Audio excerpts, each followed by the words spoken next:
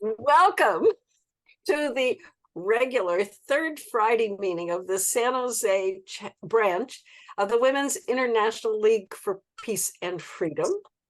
We are over 100 years old, not each of us individually, but the group. The WILF is over 100 years old, and we are active in peace and justice and freedom issues. And we welcome, if this is your first time or if you are so deeply embedded, you know all about WILF, great. Today's program has had several people with their fingers in this program. Of course, there's Clarissa, who is the curator of the African American Journey. Rowan has done the technology, and Joan and others have gotten the word out. So first of all, I want to acknowledge everyone that has participated in getting this program going. So tonight, we are going to hear from Clarissa Moore and see some photos that are from the African American Journey, which is a display at the African AME Zion Church in downtown San Jose. These photos don't do justice to the display. Can I just tell you that?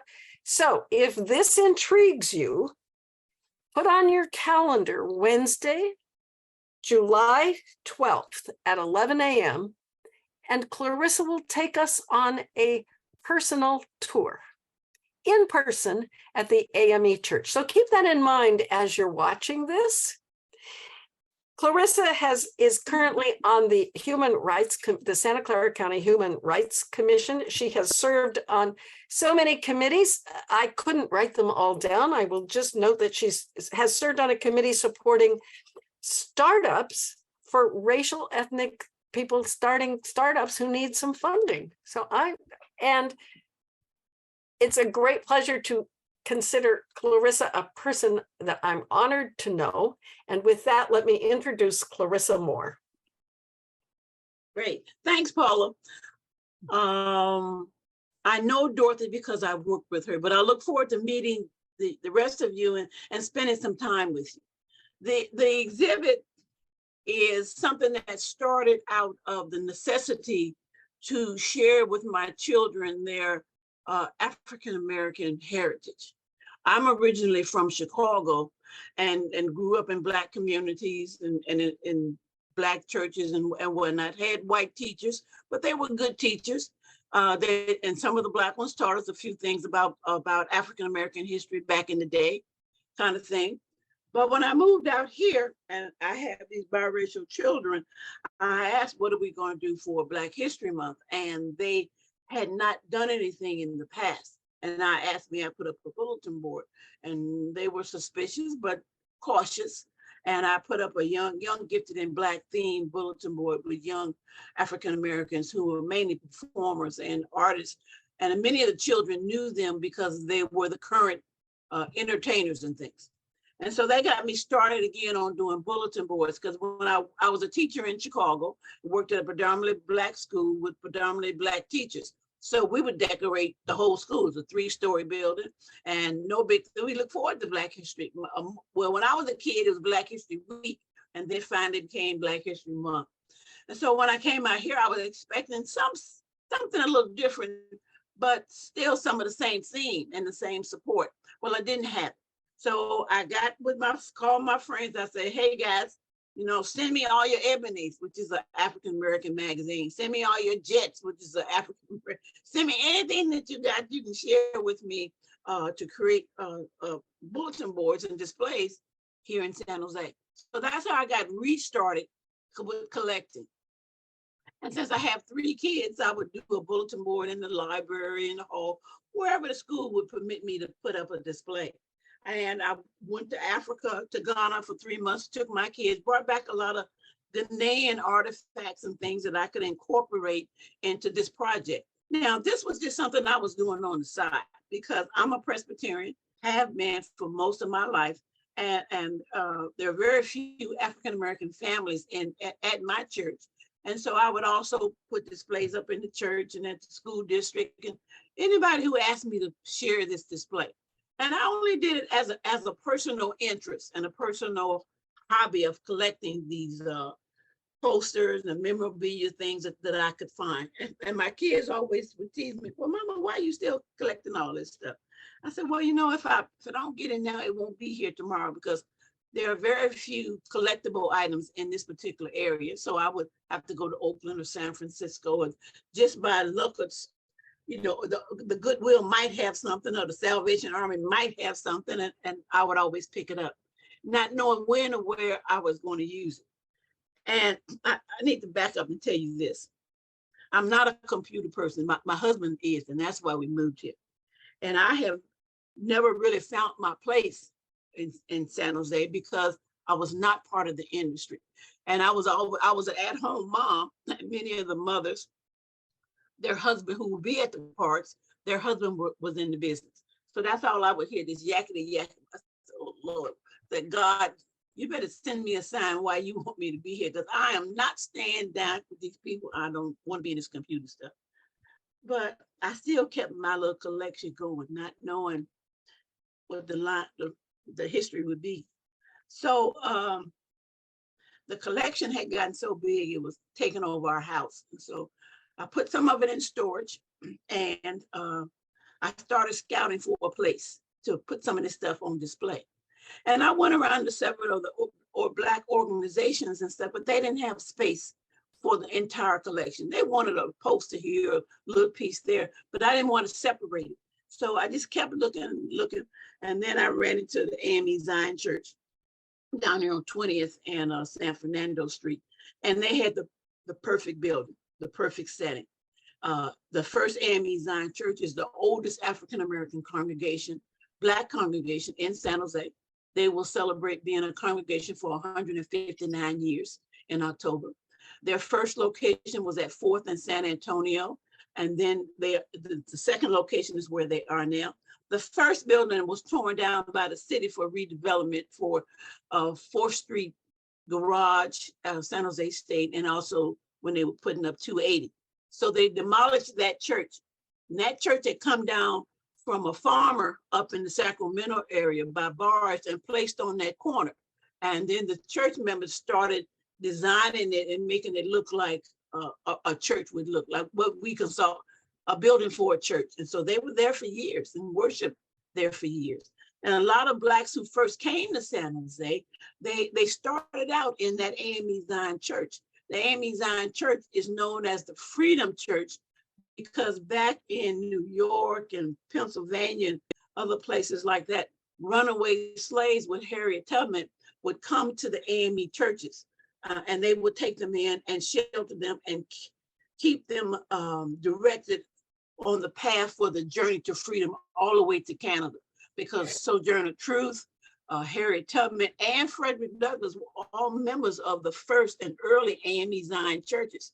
Now the AME Zion Church, they all come out of the Methodist Church. It was the Methodist Church, it's the AME Church, and it's the AME Zion Church.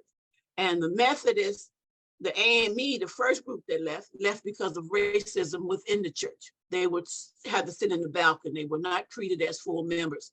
And then they start, then the AME Zion comes out of the AME because they had a different doctrine that they wanted to practice. They still kept some of their principal understanding with using a bishop, and the bishop makes the assignments to where people, which ministers go to which churches, and he still makes that assignment. They still operate under a bishop system and get assigned a bishop when the bishop assigns new ministers when they have their annual conference, which is in June.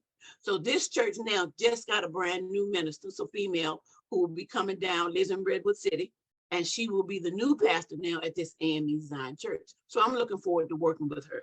But I'm a Presbyterian and have been all of my life pretty much. And my husband is a Presbyterian. His father was a minister.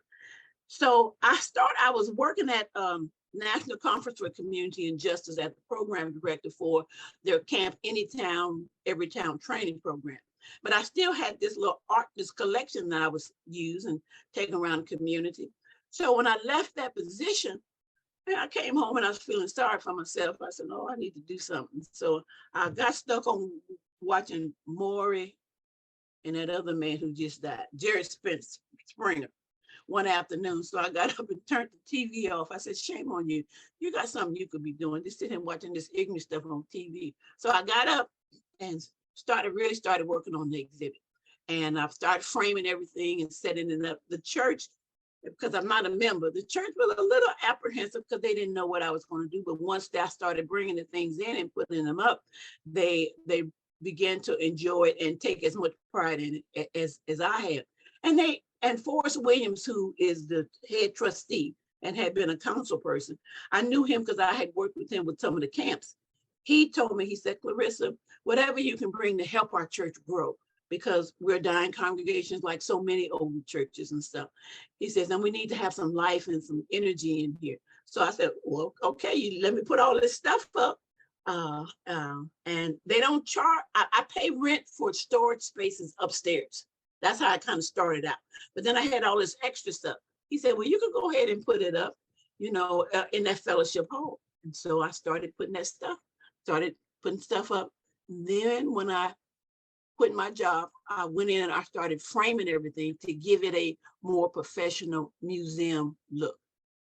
And then doing all this process, I learned more about the museum field and the careers in museum studies, and started going to conferences and meeting people. And with, like, this lady's going to the new museum opening up soon. That's an exciting time for a community to be opening up a new museum. So I started the museum trail and learning the terminology and the people and how to process things and how to present things so that they would, and who's your target audience and what do you want to do. And so I've always been just by myself because it's my little project, and I didn't want to have to. I'm gonna be honest with you.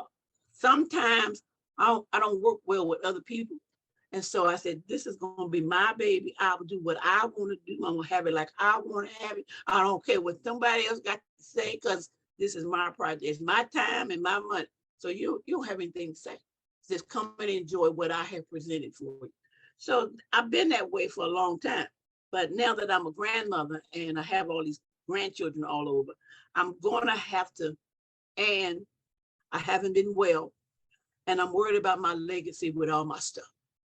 I just don't want somebody to come through there and take a picture and a photograph and the rest of it goes to Goodwill or in the trash. Because other people have brought me their grandmothers, their great grandmothers, their friends, personal Black history collection of photographs, of articles, of pictures, and they have put on these collections for safekeeping. And I said, how did I get to be the historian of the collection and history? And so this has bothered me for several years, that people have thought enough now of the project that they have entrusted the growth of it to me. And I said, I got to change my perspective on how this needs to be operated. So another woman named Dorothy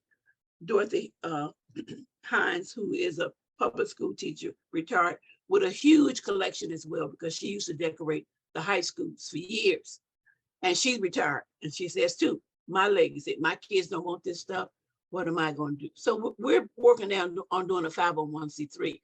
And we want to call ourselves a learning center, a history cultural learning center. We don't want to be in competition with the new Black museum that's being built or anything else. We want to be a teaching learning center. So we're working on our 501c to put all this stuff together, and also probably find a permanent home where we can really grow and get established. So what I have on these walls, and I'm going to walk you through, are the things that I have collected over the years. For no particular reason. I bought what I liked and what I was comfortable with. And people will tell me, well, you don't have this and you don't have that. And I'll tell them, well, if you can find it, you bring it to me. But in this area, you can't find a lot of stuff. It's a hunt pet, but you have to really go back east, and no friends in the South. Some people have some old posters that they have kept, and they're willing to give you stuff if you just ask them. So I have things now that I can also create traveling museums with traveling exhibits with, because I don't, since some of these things on the wall, I do not take down. So I've created things that are portable, that are manageable for me if I don't have any help to go out. And the collection has grown, more things than I ever thought that I would have and be responsible for.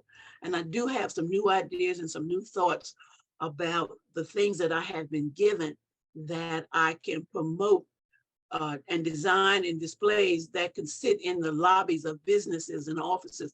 Don't have to be just for Black History Month. It just can be a piece out of Black history that they would want to promote in their office, because I have all of these personal collections that I need to do something with.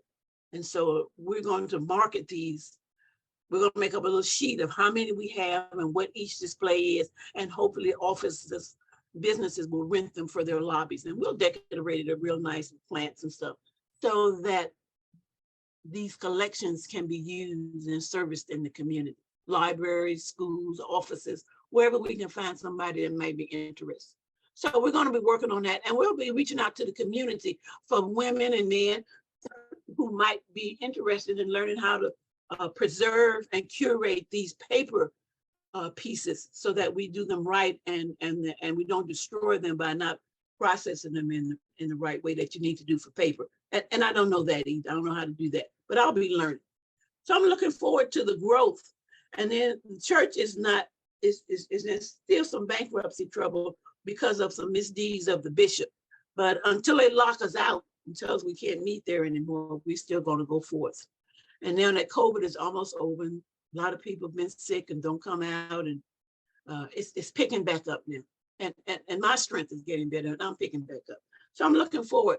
I've done maybe 4 or 5 events since the first of the year.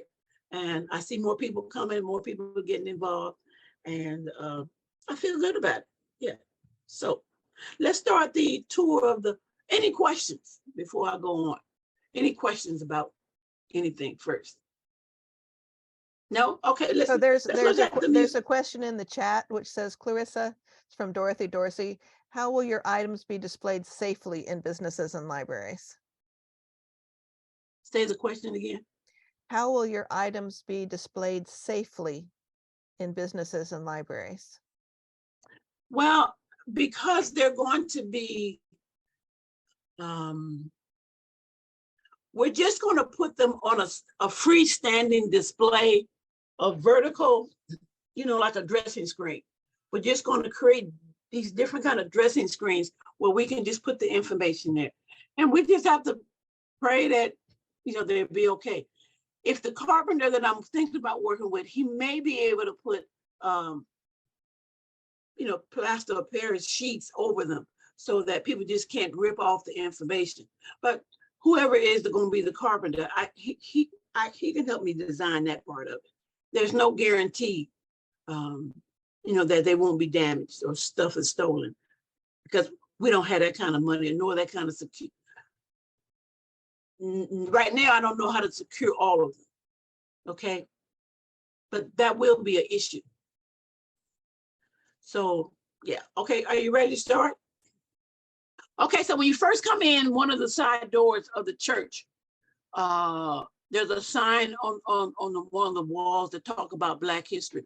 And this guy named Carter G. Woodson, he was the one that came up with the idea of Black History Week.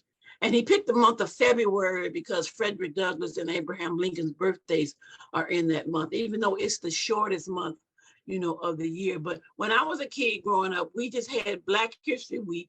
It was the 3rd week of February, and our teachers, we did things around Black history kind of thing. So that's how I got started. And I guess maybe around in the 80s or so, it became Black History Month. So then we could do more study of Black history experiences and in different categories and areas. And more schools started teaching it and reaching out to do it. Now, I'm from Chicago, born and raised there. My mother is born and raised in Chicago in 1925. So a lot of our Black teachers who came from the South brought this Black history information and skills to how to teach it to these kids of the North, because many of our teachers, and many of them were white, they, you know, good teachers back in the day and stuff, but didn't have the knowledge about Black history. And so this gave us time to do reports, do research, go on field trips about, and I'm from Chicago, so Chicago had one of the earliest Black history museums. It was on the south side of Chicago. And every year we got to go to this Black history museum, and then you could go with your family throughout the year. They took us to Parker House Sausage, which was the Black company that produced these hot link sausages. And they took us to the Johnson's Product Company that made hair products for African Americans. So Chicago has a lot more going for it in the African American community. Plus, the Chicago is named from a DuSable, who was a Black pioneer sort of that came down through the Great Lakes. And so that's how it's got its name. So Chicago has a good emphasis on teaching Black history. And then there's a huge community on the west side of Chicago, and another huge community of African Americans on the south side of the community. And just, you know, the libraries and the museums and the opera house. It's such a culturally rich city with other cultures that many times plays and concerts and things would come that would have a Black interest, emphasis, and people would come to see those. And then many of the bigger Black churches always had great musicals, great speakers who would come, and people from all over would come and participate. So that's why I pretty much got my start and my interest in Black history and Black culture. And when I was in grammar school, we had a Black teacher taught us music. She was the one that taught us Lift Every Voice and Sing. And my mother, like I said, who was from Chicago, she had gone to North Carolina to a private Presbyterian school when she was a high school girl, and she learned that song. So when she heard me singing it, she said, "Where'd you learn that song from?" I said, "The music teacher taught it to us." She said, "I learned that when I was in the South." So many things that Black people in the North learned from people from the South who came north. The same thing with this Juneteenth holiday. We never celebrated Juneteenth in Chicago. But as I met people who were from Texas, the Blacks from Texas were the ones who brought that understanding of what Juneteenth was about, and the celebration, brought it west and brought it north. So now cities and people in the North know about Juneteenth, celebrate and honor Juneteenth. Here in California, you have a lot of Blacks who came from Texas and Oklahoma. They are the ones who celebrate and promote this Juneteenth celebration here in California as well. But it was because of those people who came out of Texas, who moved west, that brought the information with them and the concept. Okay, you can go to another slide. So here I am in this is like the church's social hall. And it's a huge room with wooden walls around on the side. So I collected these posters of famous African Americans, and I have them categorized. Like at the very top on the left-hand side, that's Thurgood Marshall, and Rosa Parks is right there, and Malcolm X and Martin Luther King.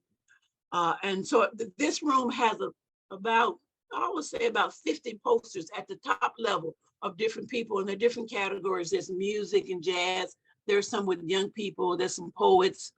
And then on the sort of the middle layer, on the left-hand side, you see a march. That's one of the marches of young people in the South. And I have these portable stands that I have little items on the inside. And right behind me in this picture is some information about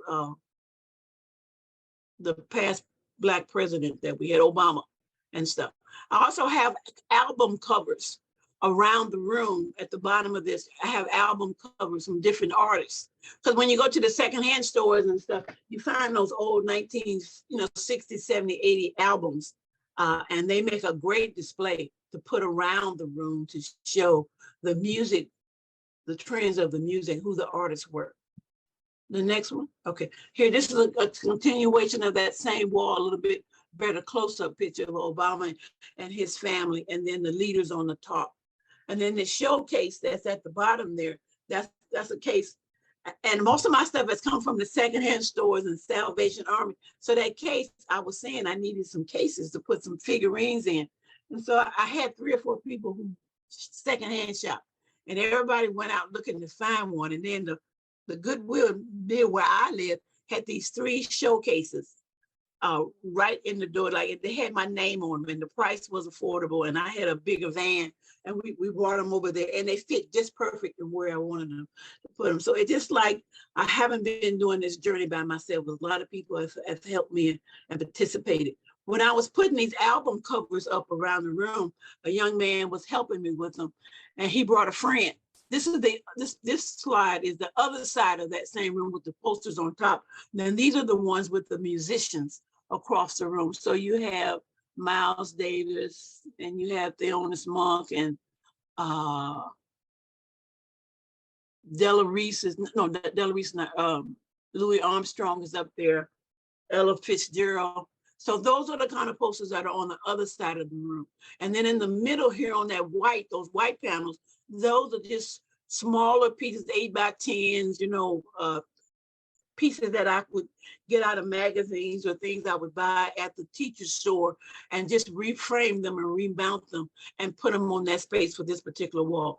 Now, I must say that some of these pictures now are getting kind of faded because I don't have the right kind of screen to prevent the light from coming into this particular room. So some of these pictures now will have to come down and other new ones will go up. And then along the wall, you see those are the record albums that I've been able to collect. So I've had really good luck with collecting those because I go to a lot of flea markets and garage sales, and you'll be surprised what you can find when you go out shopping in some of these particular places. It's a good find. And even this room, the ceiling still goes up another 2 or 3 panels. So we have talked about bringing in a couple of mural artists to create some mural scenes right above all of this, which would look really nice. The Black Museum in Oakland has their stairwell. They've created some mural scenes of the Black experience, and it's really quite done and quite informative. And when you run out of space, I said, okay, guys, we can go up. We can have somebody create these murals in these spaces above. So the next slide, please. Okay, so this is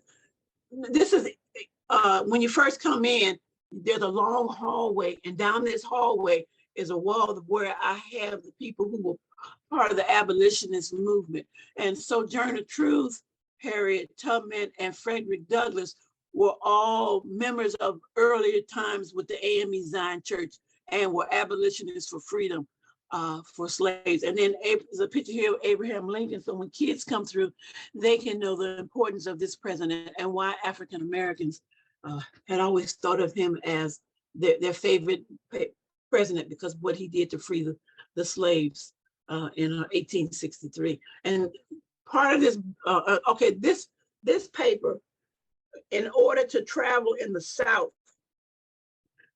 you have to have these Manumission Papers that show who your owner was and that you weren't a runaway, and you had to carry them like your driver's license now, pretty much. And that's just a reproduction of one that I was able to find in my hunts, and I thought it would be important for people to see what did it actually look like and what did it actually say. Because as you know, slaves didn't know how to read and stuff, so their masters or somebody had to fill these papers out, but they were their official traveling papers to move around if they had to take care of business for the masters on the plantations that they lived, or whatever work they did, they could travel knowing they had these papers. Another shot, please. Now, this is these are the kind of posters that came out in the early 80s, highlighting historic people who were part of different movements. Like this one is a salute to the historic Black abolitionists. So they just collected a lot of these pictures and have their names on them and what they did and how important they were in being abolitionists. And then this is a good poster for having kids pick a person to go and research and do a report on and report back to the classroom who they studied. This is a salute to Black civil rights leaders. you know, because the civil rights didn't really start off. I mean, they had been doing civil rights, but I think the real kick to get the civil rights movement was when that Emmett Till was murdered in the South in the late 50s. I said, I've lived in Chicago, and he was from Chicago, and the Defender paper in Chicago had the pictures of him when the mother sent his body back to Chicago. And we saw how desecrated his body was. And then we had his funeral. My mother didn't take us because we were little girls, but we saw it on TV. The line for his memorial service and funeral was around the block, 2 and 3 deep, people who went to see that. But that seemed to be the rallying cry to get people motivated to be involved about civil rights and to end this mass killing that happened in the South. So, yeah, and this one is about Black women. The one with the gray hair, that's Mary Bethune. She was from Florida and started schools. The lady in the blue dress, that's Harriet Tubman, who did the Underground Railroad. I should say too that the AME Zion churches and even the Methodist churches in the South and West, in the East, were responsible for helping the Underground Railroad succeed. So it took a leader like Harriet Tubman to go from plantation or ranch to ranch when they got further toward the north, and people took them in, churches and homes so that they could go on to Canada, those who chose to. But she was very instrumental. Matter of fact, in New York, there's a home that she lived in there that's like a national park display kind of thing. And the lady in the army suit on the left-hand side with that hat on, that's Bessie Coleman. She was one of the first Black women that became a pilot. She had to go to France to learn how to fly, but she wanted to be a pilot. So that's what she did. So this is early Black women. Another poster. Oh, so I'm on this wall now. This is down this hallway. And here again, this is the abolitionist wall. And so that picture in the back there over by that doorway, that's Frederick Douglass, because he was a famous speaker about the injustices of slavery and how Blacks need to be treated and their importance. He has a home in Washington, D.C. where he lived with his first and second wife and his children. So if you're ever in D.C., you could look up where his home is. And this is a map of how the Underground Railroad, the places that it had these sections where runaway slaves could run and find protection. Now, Harriet Tubman, she only did like the South and then up to Canada. She didn't do the ones that were going down through Texas and heading down through Florida. She mainly did the northern runs. But there were other conductors on the Underground Railroad who made the Underground Railroad as successful as it was. And the posters at the bottom are some more posters showing Harriet Tubman at a younger age and some of her work and she did. And then next to that is some more information about Frederick Douglass. Can you turn it? Okay, this is on a wall that I call the Harlem Renaissance. And Langston Hughes is on that wall. Zora Neale Hurston is on that wall. Some stuff, William Handy, who's the father of the blues, and some stuff and some poems about the Harlem Renaissance. Because as the Harlem Renaissance was our cultural awakening. There was music. There was famous poets. There were concerts. There were books. And that went on for, I would say, like 1917 or so to the early 40s. You had this infusion of African-American culture and the arts. And he was instrumental in doing that. This is one of my favorite displays.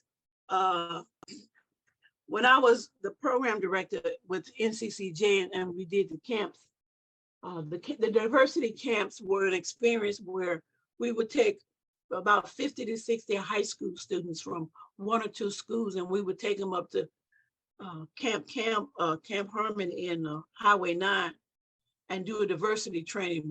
Started on Wednesday with the teachers. Kids came in Wednesday afternoon, and then we concluded on Saturday afternoon. But we went through different exercises and experiences as a group, as a different, your own ethnic group, as women, as men. But I was working with the African American students to come up with a scenario for an evening of, you know, entertaining and skits. And we had like 4 or 5 questions to answer, like, you know, what holidays and traditions do you celebrate? What names are offensive to you and you never want heard or spoken again in your presence. And so I was working with this group of kids and we were trying to name some things about our people and our history to put on this little show. And we said that Black people had lived on plantations when they were slaves. And this young man asked us, the group, well, what's a plantation? You know, and it's all his high school classmates. He was about 15. And we said, boy, quit joking around. Come on, you're wasting our time. And I'm kind of old fashioned. I'm like, what was your mother? What church did you go to? You know, what school? You know, where have you lived all your, he was born and raised in California, lived in Sacramento. And all he knew was being in California. And so I was so hurt and overtaken by this young man. I had never met anybody that didn't know that Black people had lived on plantations. And so I got to work that Monday. I was still distraught. And I was telling my co-workers about it, and they were making us some excuses. Well, maybe he was special ed. Maybe he was absent that day. I said, the boy's 15. He couldn't have been absent for 15 years, 10 years going to school. Somebody just miseducated this boy so that he missed this lesson. So my supervisor at that time was a Jewish psychologist. And he was trying to appease me, but I wasn't taking none of them appeasement like they gave me. So I asked him, I said, okay, if you met he's Jewish. I said, if you met a 15-year-old Jewish boy who didn't know what the Holocaust was, how would you feel?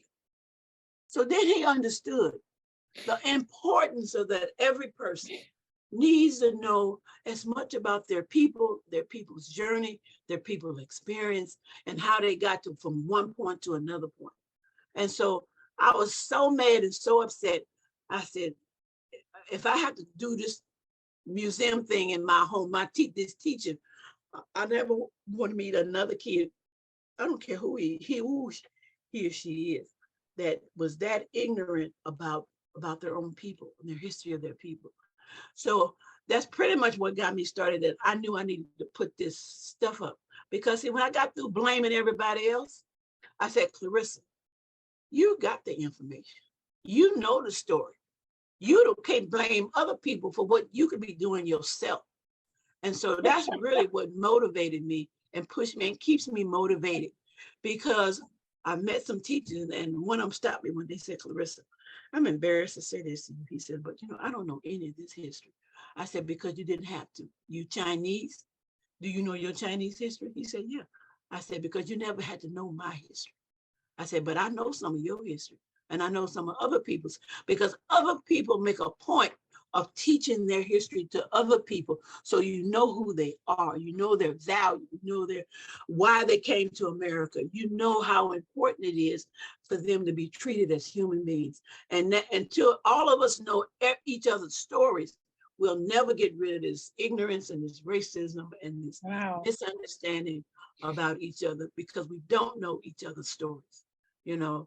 And that if I could do anything to help educate anybody about some of the things that the life and stories and journeys of the African American community, then I can rest in peace, because I want people to understand and know that we all have the same dreams and the same goals, and we want our children to be successful. We want them to have opportunities. And so I want to be a part of making sure that story gets told. And I want to make sure that what I have, I share, because I'm also a lending place. I let people come in and borrow things when they're doing a display and stuff. So this is the life of slaves in South Carolina, so that people understand our journey. You know, it hasn't been easy, and these are the conditions that we lived under.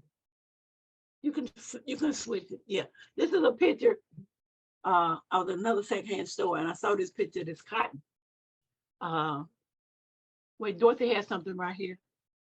As a Jew, I understand exactly. Oh, okay. But anyway, I found this picture. I said, oh, let me get this picture because this highlights what it looked like when you were a slave picking cotton. And so I bought this picture. It was already framed. It fit right into the display of this wall. That this is how it looked when people had to pick cotton. Wasn't no easy job. Yeah, this is the conditions of the clothing of the buildings that they lived in. They lived in these little, little shacks kind of thing. They didn't have. It wasn't decent housing and stuff, but they were in a shack, and there were rows and rows of shacks on these plantations where these people had to live.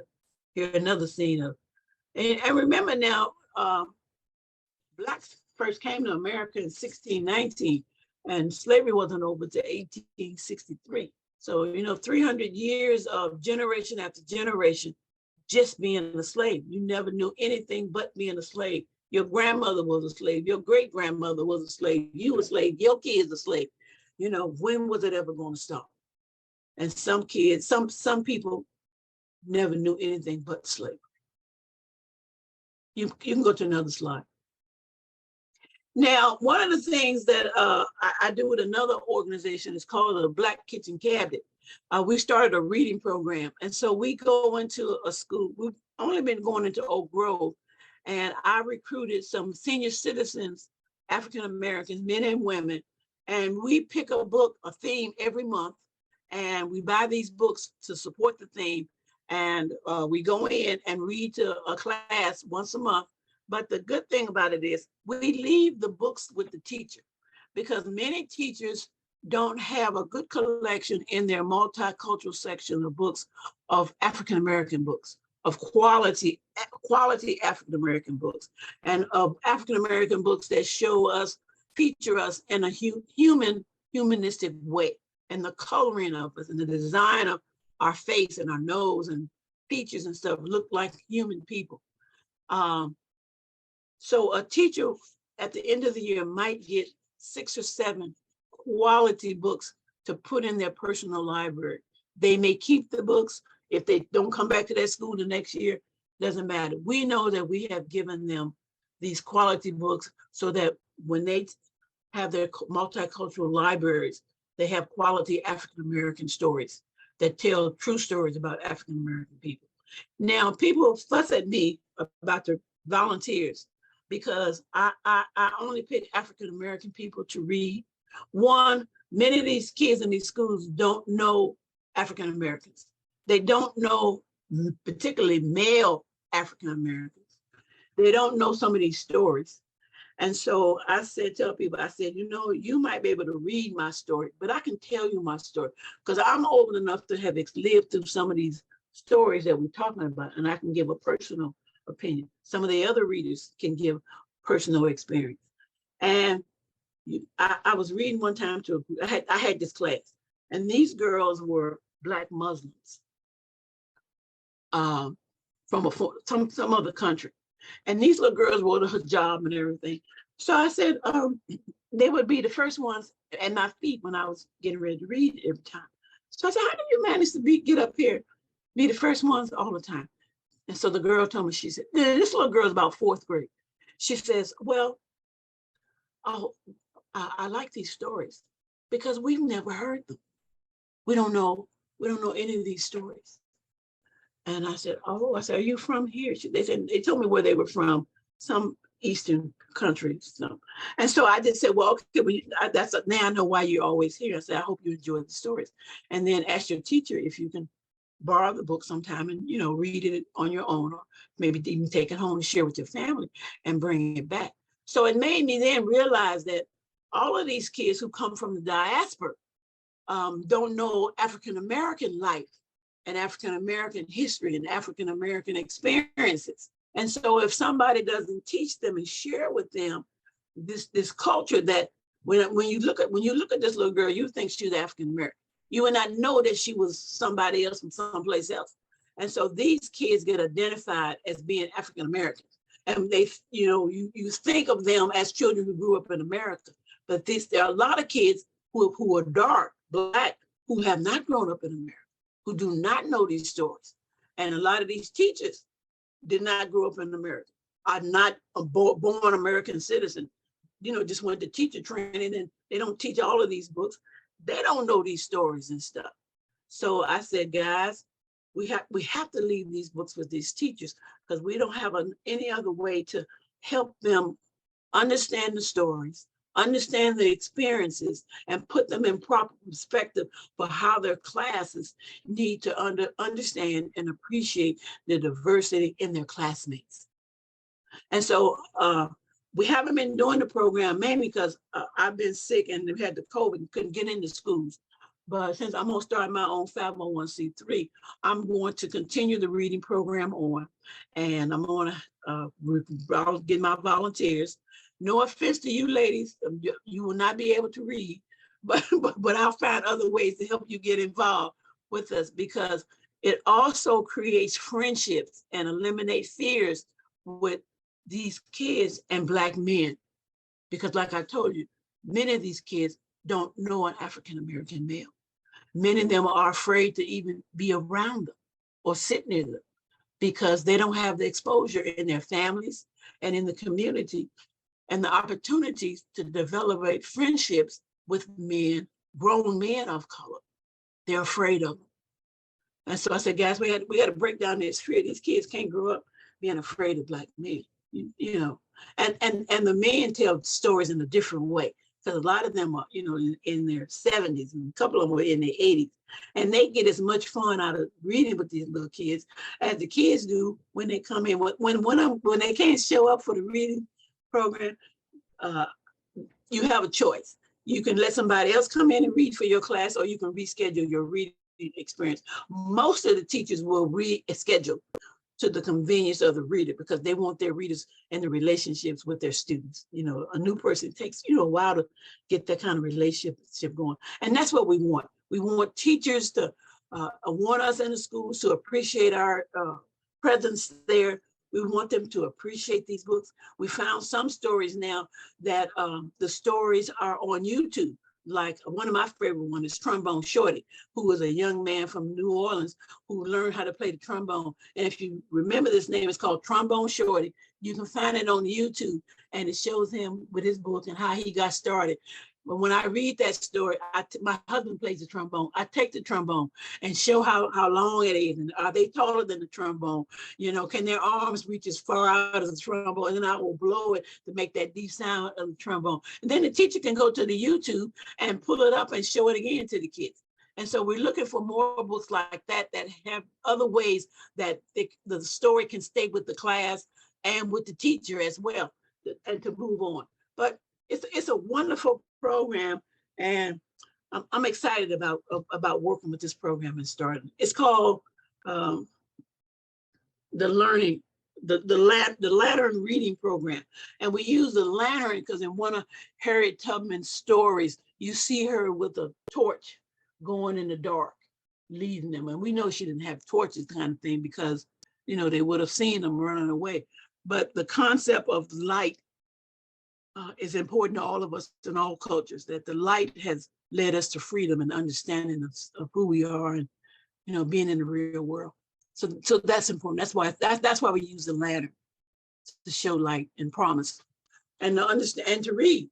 How liberating and freeing is the ability to read, and everybody should be able to read.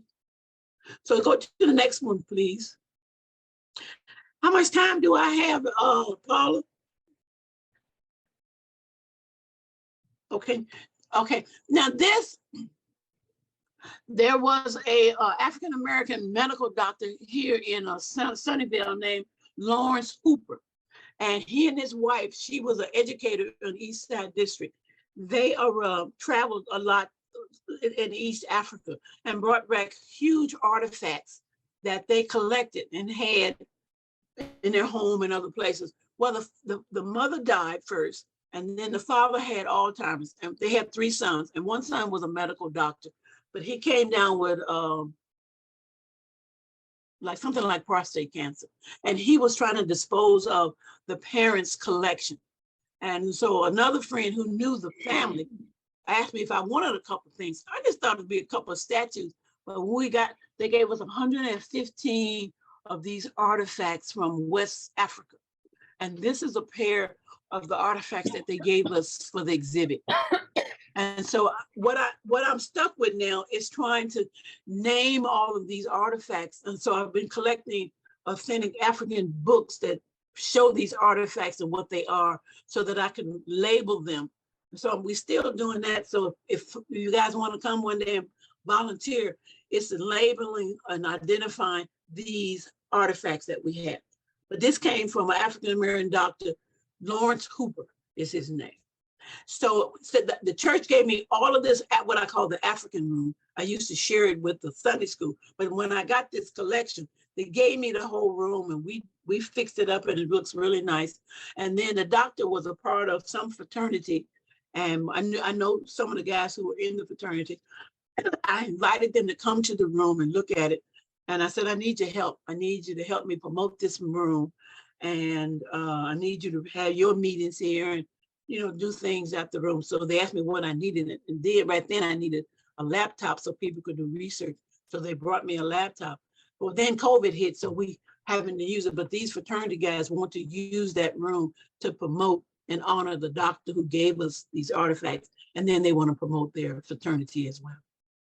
So that'll be a good partnership.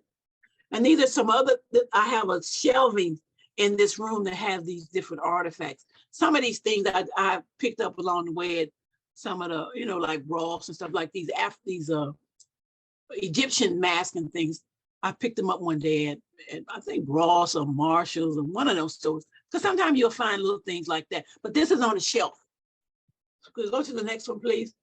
Here, this is another case that has 3 or 4 shelves in it. And these are some figurines that I brought back from Ghana, a king and queen when I brought back from Ghana. And that necklace in the back is one of the necklaces that a tribe wears in South Africa and stuff. These white beads in the front. In Ghana, girls wear these, and back in the day, they wore these beads under their clothing to show that emphasize that they were female. They don't do it traditionally as much, but it was one of their traditions that they honored. And Ghana still has kings and queens in their different tribal groups. Okay, this when you go to the dollar store over in the flower stuff, they have these little balls of cotton in a package. You can get 2 or 3. So I picked up these little balls, these little packages, and I made like a napkin ring out of them with this cotton. And I had an event and I put them on the table and they were like little giveaway souvenirs. And we talked about the importance of how cotton was important to keep slavery, because that was the product that people picked. And imagine how many of these little things you had to pick to fill up a bag that weighed 100 pounds of cotton. And so I look at cotton now as a way of honoring the people who lived their whole lives picking cotton, didn't know any other value about it except that they picked it and it went someplace else. But that cotton is precious, and for me to remember the ancestors who picked it. And so I've been making little table rings. Okay, this is a game in Ghana. They call this game a wari, and this one is carved in the shape of a crocodile, and it has these holes in it. And this kind of concept game of having holes and containers and moving these counters around. 2 people play at once, and whoever can collect the most counters is the winner of the game. And here in California, the kids have a game they call Mancala, and it's a similar concept with having a container or shape of a board and the holes and the counters, and 2 people play at once, and you collect the marbles or the counters on each end of the object, and then who has the most is the winner of the game. And there's several versions of this, but I have probably brought back about 15 or 20 of these counting games. And what I have started to do with them now, I was at a school in Santa Clara for Black History Month, and I was in the library, and I took about 5 or 6 of these so that the kids could play them. And then I left the librarian with a mask that I had. I left her with a game like this. I left her with some authentic African fabric, because she didn't have anything that symbolized Africa in her display at Black History Month. And so I see now two things. Schools need, the librarian in particular, needs these kits of either this Black history display boards that they can put up in the library. They need a set of like what is Kwanzaa. Kwanzaa is the December 26th to the January 1 concept of candles and lighting candles, and every day represents a different thing. And they're in the African American colors. And so I left another school a example of the Kanara where the candles sit, and what it meant, and a mat to put them on. And so I'm creating kits that I can give to schools that they can have in the library. So when kids come through at a time that this is appropriate, that they can bring those out and share with the students. And I hope the librarians that I have given them to have already appreciated them and enjoyed them, and I've been thankful. So I'm hoping I get that same kind of reception from other librarians, because I've just come to the conclusion, I can't expect these people, these other groups of people, to know my stuff and my history and stuff, and to have it available for other students, that I'm gonna have to do it. And the groups that I'm part of, and encourage, like, this is the day we're gonna pass out these, stuff for Kwanzaa. These are the days we're gonna pass out something for Black History Month, because we got to get the word out there so people understand. So we have about 5 minutes, so we'll just go through the last of the artifacts. Okay, this is just a collection that somebody brought back from from Ghana. It's just these men carved out of one piece of wood, and they're all interlocked together. Okay, here, this is the quality and the size of the mask that we got in this Lawrence Hooper's collection. This is a bronze mask. So see, I would like to know if this is from Benin, or if this is from Ivory Coast, or from Ghana. So if I can have somebody come in and help me identify where this mask is made and what it means. This is not a mask. This is a picture of Maya Angelou. There used to be, I was down in Campbell on one of their side streets, and I was looking for this African store, and I passed Bruni's gallery. Bruni is a Portuguese artist, and she paints pictures like this. She has the jazz masters pictures painted just like this at the Smithsonian. It's like Miles Davis and Louis Armstrong, and those famous jazz musicians. But she's right here now on Lincoln Avenue in San Jose. But that's Maya Angelou. I bought it because my sister, I was there, I saw it. My sister had just died, and I was trying to buy something that I could remember my sister by. And we loved Maya Angelou, did a lot of her poems, just reading them and stuff. So this is a memory of for my sister. But people love it when they come to the exhibit, because so many people know her and honor her work. Okay. Now see, this is part of the collection that they gave us, and it's a barrel with different things carved in it and different layers. The top comes off. The top barrel, you can picture it's big. It's a big round circle down in there. I don't know what this is. I don't know where it came from. I don't know what it's used for, some ceremonial piece. But these are some of the items that we have that could be identified. I need help in identifying. Okay. Any questions? Paula? First, can you hear me? I can hear you, Paula. That's all you need to hear, everybody. A big round of Zoom applause, however we do it. Thank you, Clarissa. This was really wonderful. Yes, however you do it.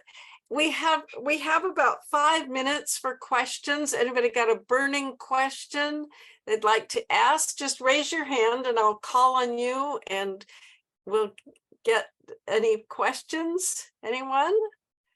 I see Joan Goddard. You got to unmute. Unmute first. Then we get that famous, you got to unmute. So Clarissa, what is the situation in terms of people being able to go into the church building and see things? Do they need to make arrangements? Are there particular you times or you what? just call me. I show it by appointments because it's not open on a regular basis. Okay. So need to we contact you. Yeah, just call me and I'll make an appointment and I'll walk you through. It doesn't matter the size of the group. It can be, and it can be children as well, families, and I don't care what size. If one person, two people, just call me. I'll walk you through it. And we'll see. Well, it's a permanent exhibit. And it's been up there for several years already. Some things need to be changed because I told you, some things have been faded by the sun. So we're in the process of reorganizing some of the scenes and the pieces because I need to change some things around. But if you have a group you want me to come to, I can always bring traveling pieces that I have and do a presentation, or you can invite your groups to come to the church. And how? Yeah, well, we're applying for that now so we can get it going. And as you know, the biggest problem in any of these museum projects is storage. Where do you keep stuff? And we don't have the right temperature, the right, we don't have any of that. But we're getting, we're outgrowing our space because we haven't decided what are important pieces to keep and what should we throw away. Because right now, all of it looks important, but you got to have a place to keep. For a question? Yeah, I wanted to say that we probably all have very good ideas, but Clarissa has already stated, I have two things to say, stated that she's not been well. So if there's anything we can do to connect her exhibition to people, we should be trying to do that. And I also want to encourage people for the 12th, I can't go, but to bring younger people with you.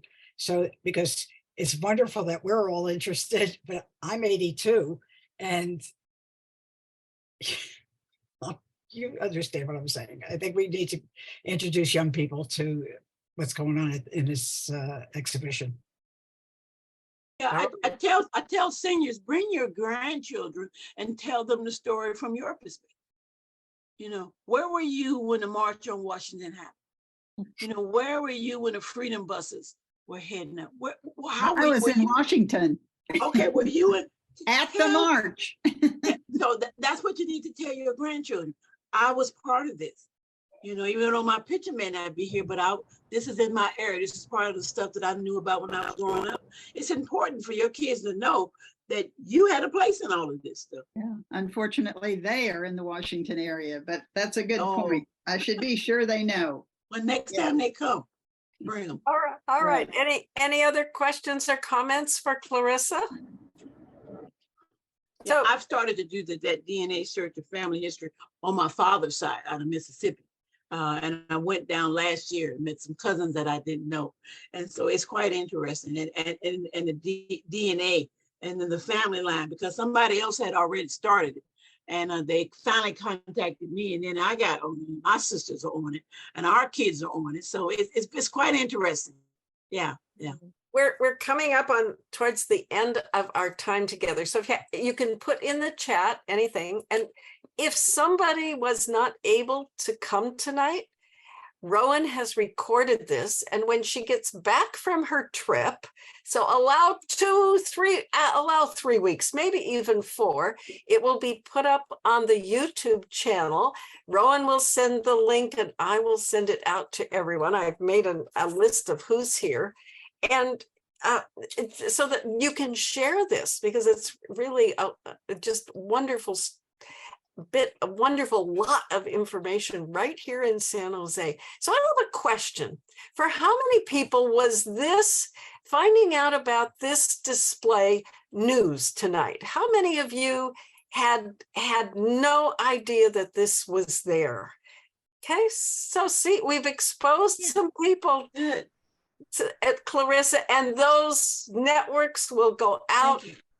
People will spread the word, and just remember what Dorothy said. We're a group of people that can be here to support. So you know, what you need. I know there's a bunch of retired teachers among us, and I know that some of us are really happy to buy books to take into schools. Yeah. It's a common thing we like to do. So, Mhm. Good. That's good. so, but it's coming upon time for the end of our meeting. It's time for us to, first of all, another round of applause and appreciation for Clarissa. Thank you so much, Clarissa. This was so rich and deep and wide and informative. Oh Yeah. my goodness. It Well, was you've been a support ever since I first met you. You have come to things and brought people and supported us. So, and I really appreciate it. I mean, it's just, That's I cool. want to reach out to the diverse community, you know. It is great. it's I we learned a should lot thank- about Jewish people working with Dorothy, Green Circle and stuff. So you have to put yourself out there if you want to change the world. You have to change yourself. And we should thank Paula and Rowan for working with the images, the photos and so on, so that you could tell us about them. Yeah. So it's time. Any announcements? I think our next WILF meeting is the third Friday in July. That would be July 21st. And our very own Rowan is planning to bring us a report from her trip that starts tomorrow. So we're all wishing you well, Rowan. We hope it goes splendidly with every mode of transportation, starting with BART tomorrow morning at 7 a.m. No, Caltrain? I don't BART, know. yeah, BART at 7 a.m. to get to SFO to take a plane to DC. And it only goes on from there. So we're all going to send our best wishes for safe travels and look forward to the third Friday report next in July on the 21st about the Poor People's Campaign and the. Okay, mark your calendar, save the chat. If you want to come on the July 12th to downtown San Jose to see Clarissa's display in person, it's every time I go, and I've gone more than 3 or 4 times, it still is very stunning and meaningful. But we close our meetings with the Raging Grannies, and what this means is everybody mutes themselves except our singer Rowan. Okay, so everybody mutes themselves, but sing to your heart's loudest, best, worst. We don't really care. Just sing and join us as we close the meeting.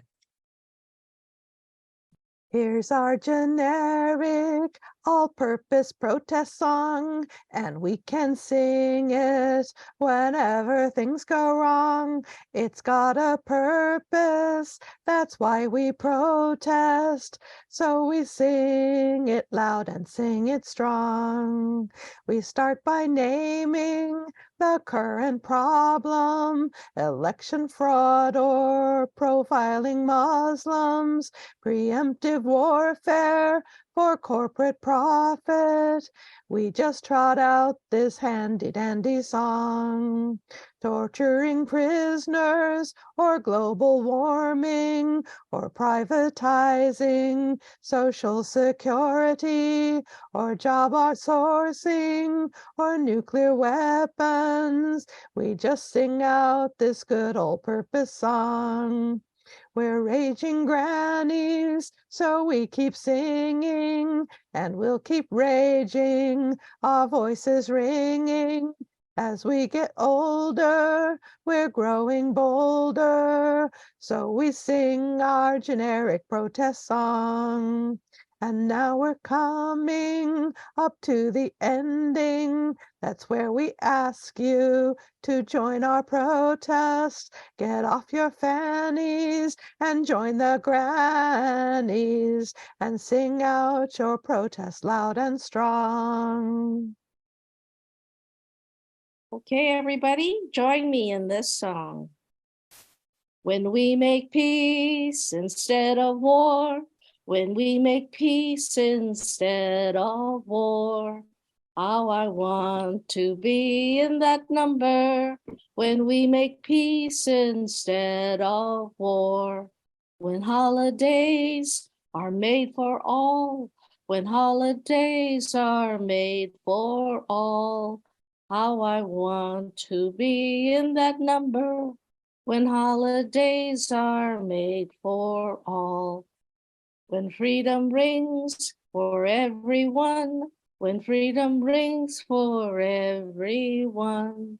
How I want to be in that number when freedom rings for everyone. When we make peace instead of war, when we make peace instead of war. How I want to be in that number when we make peace instead of war.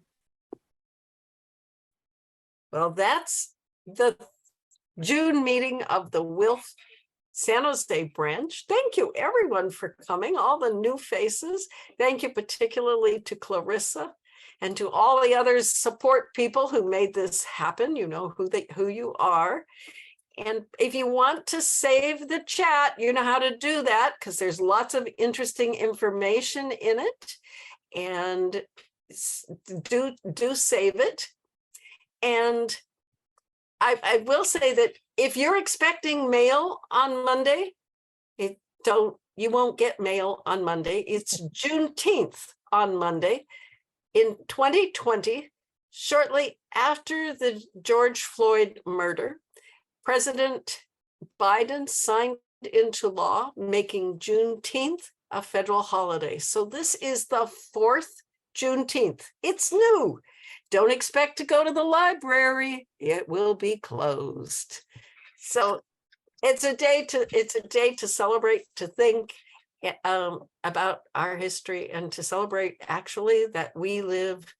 I don't know about you, but I'm delighted I live in California where we have the freedom to learn about our history. So thank you to Clarissa for bringing it to us.